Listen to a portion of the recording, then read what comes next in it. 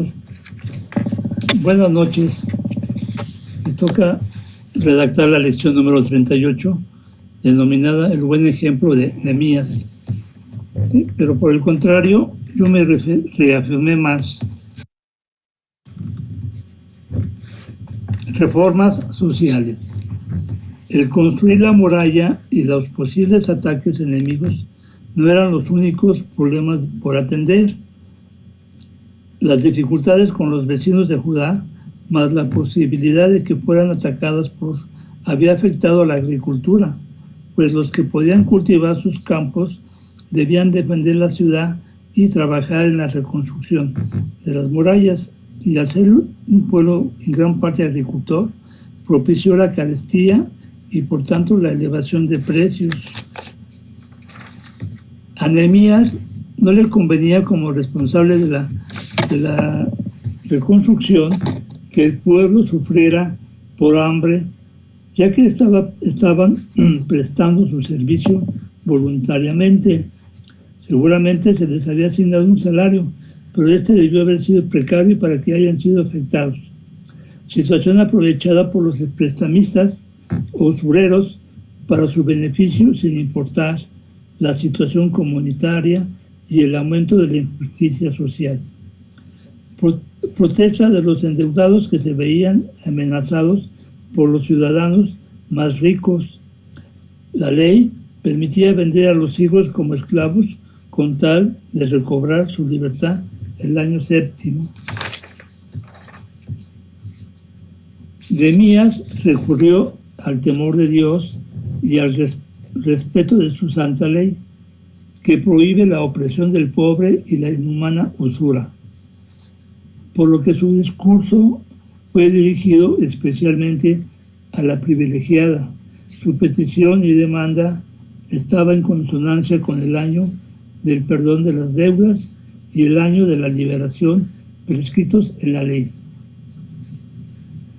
Admiremos cómo un problema social como este puede ser resuelto por un gran jefe, siempre y cuando ponga toda su confianza en Dios y no en sí mismo.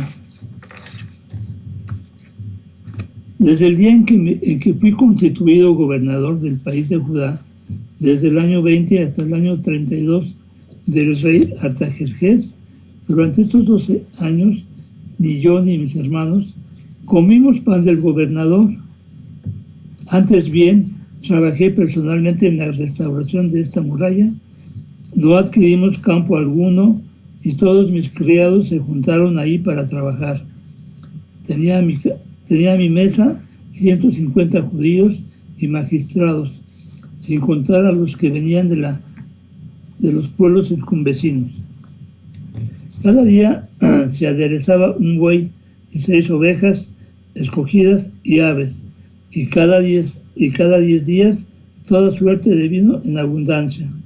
Y con todo esto no he buscado pan del gobernador, por lo que los trabajos pesados estaban con el pueblo. Nehemías fue gobernador del distrito de Judá en 2 ocasiones. Su primer periodo duró 12 años. Precisamente como gobernador, contaba con la facultad que la ley persa le concedía de poder cobrar impuestos al pueblo para sufragar los gastos administrativos y personales como gobernador. Pero Nehemías rechazó este beneficio por 2 razones: por su obediencia a Yahvé y por su gran compasión al pueblo. 150 hombres era el número que solía contar el gobernador. Lo que Nehemías ofrecía cada día manifestaba cierta opulencia, pues de hecho, en esas ocasiones, la manera de medir la riqueza de alguien era no por sus bienes, sino por la cantidad de parientes y amigos pobres que se pudieran invitar a comer.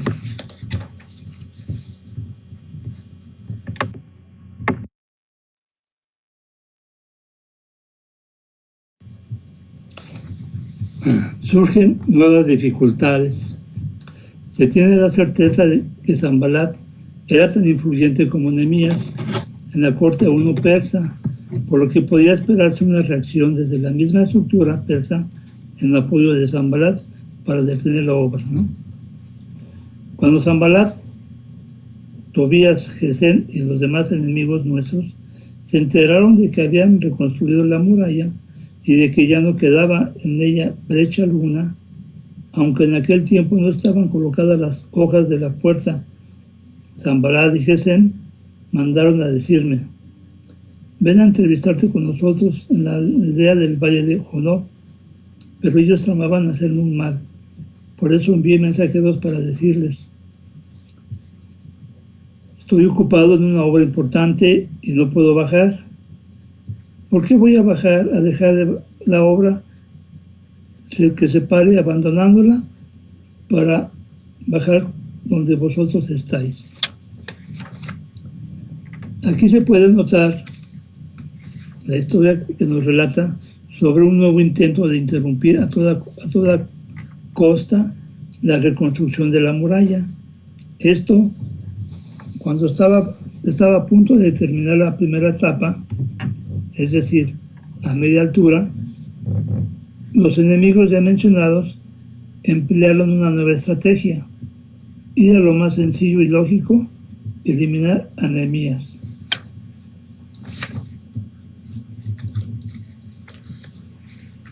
La carta se envió abierta con toda intención, con la acusación más grave que podía hacerse, el de traicionar al rey y por tanto al imperio persa. De hecho, no era descabellada la idea de que quisiera proclamarse rey, dadas tantas rebeliones, incluso desde el corazón del reino persa. Por tanto, el ser acusado de Nehemías de querer proclamarse rey, seguramente sería tomada en cuenta la noticia con inquietud. La actitud de Nehemías podría bien tomarse aún con personas de buena voluntad como separatista, sobre todo por su ahínco en construir a pesar de tantas dificultades y amenazas.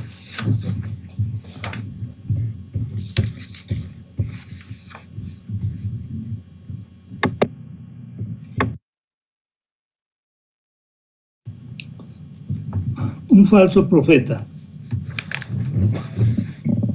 Había ido yo a la casa de Semaías, que se encontraba detenido. Dijo él: démonos cita en la casa de Dios, en el interior del templo. Cerremos las puertas del santuario, porque van a matarte. Esta misma noche vienen a matarte. Pero yo respondí: ¿un hombre como yo va a huir? ¿Qué hombre que sea como yo entraría en el templo para salvar su vida? No iré. Pues fijándome en él, comprendí que no había sido enviado por Dios, sino que él mismo había hecho esa profecía sobre mí porque Tobías y Sanbalat le habían sobornado, para que yo, llevado del miedo, le hiciera así y pecase, y esto me diera mala fama y pudieran burlarse de mí. Semaías finge avisarle de una conjuración en contra de Nehemías para matarlo, por lo que buscaba inducirlo para que buscara su salvación en la parte media o en la nave del templo. Las condiciones en que se lo transmitió no nos dicen las Sagradas Escrituras, pero sí se nos indica que Nehemías pudo tratar con su posible asesino. Al parecer, Semaías estaba confinado en su casa por un estado de impureza, ritual que al ser de breve duración no le impedía hacer planes para entrar esa misma tarde al templo. Por no ser sacerdote, Nehemías no podía retirarse del interior del templo. Había cometido un pecado ritual de impureza y perdido su autoridad ante el pueblo. Tales emboscadas morales son la peor amenaza de los adversarios.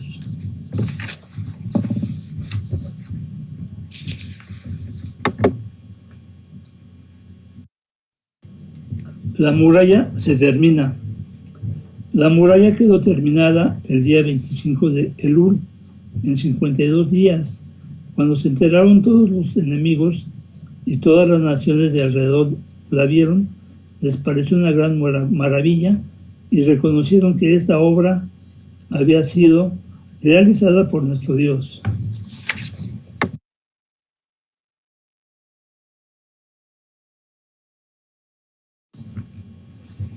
Centinelas en la ciudad. Cuando estuvo terminada la muralla y haber puesto las puertas, coloqué los porteros, los cantores y los levitas.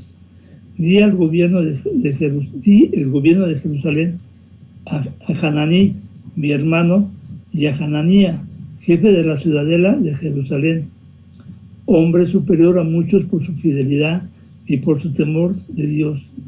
Y les dije: las puertas de Jerusalén no han de abrirse hasta que caliente el sol, y se cerrarán mientras esté en pie la gente, y los habitantes de Jerusalén harán la guardia cada uno en su puesto delante de su casa. Era costumbre abrir las puertas de la muralla al amanecer, pero Nehemías había indicado que se abrieran unas 2 horas después de cuando el calor del día iniciara.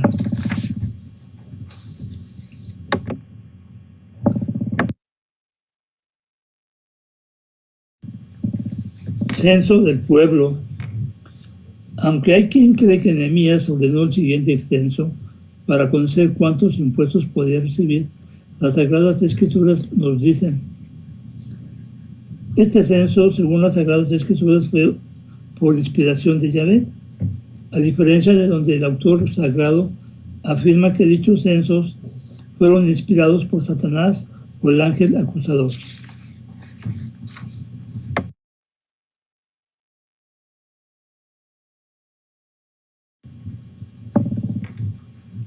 Ofrendas a Yahvé.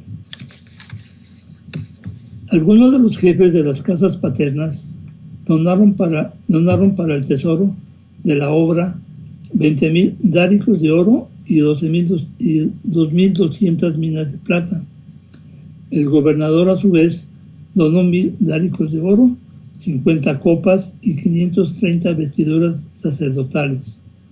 En cuanto al pueblo, entregó 20,000 dáricos de oro, 2,000 minas de plata y 67 vestiduras sacerdotales. Nehemías, al terminar la reconstrucción, empezó los preparativos para cumplir la promesa hecha a Artajerjes de regresar en cuanto terminara su misión.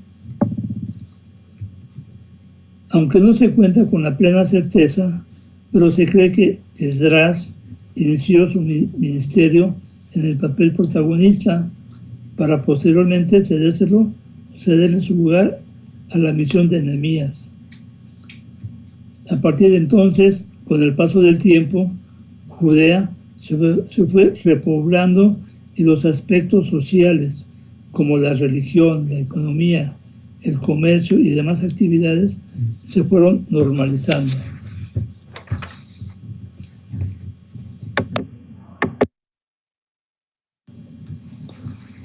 Lectura pública de la ley.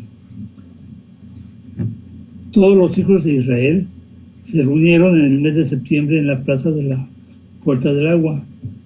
Esdras fue el designado para leer a todos el libro de la ley de Moisés que Yahvé había prescrito a Israel. Con toda seguridad se trataba del Pentateuco.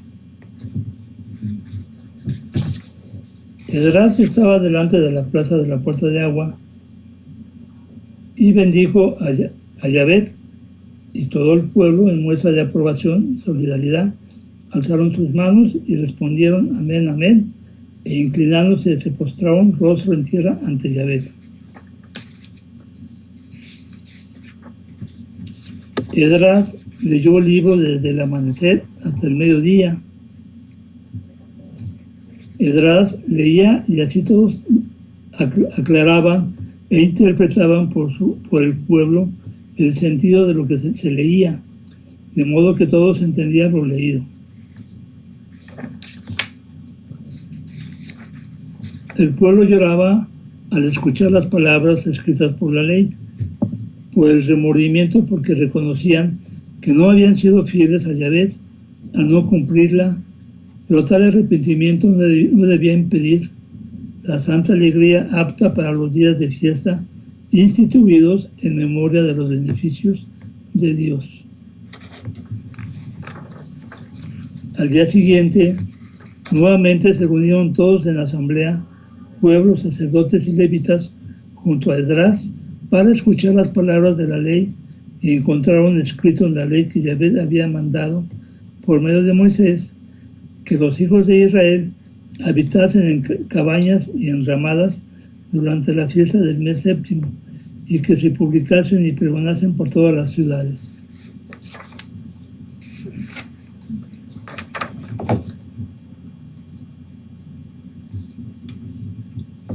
La fiesta de los tabernáculos, de las tiendas o de las enramadas, era una de las más importantes para el pueblo judío.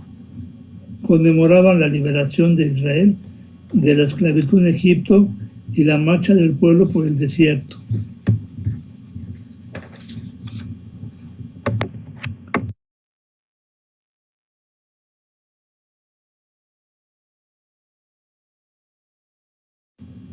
Expiación del pueblo. El día 24 de aquel mismo mes, es decir, un día después de la solemne clausura de la fiesta de los tabernáculos, se congregaron los israelitas para ayunar, vestidos de cilicio y la cabeza cubierta de polvo, y separado ya el linaje de Israel de todos los extranjeros, se pusieron de pie e iniciaron confesión de sus pecados y las iniquidades de sus padres. Puestos en pie, cada uno en su lugar, leyeron el libro de la ley de Yahvé, su Dios, durante la cuarta parte del día, es decir, 3 horas. Otra cuarta parte la emplearon para la confesión y adoración de Yahvé, su Dios.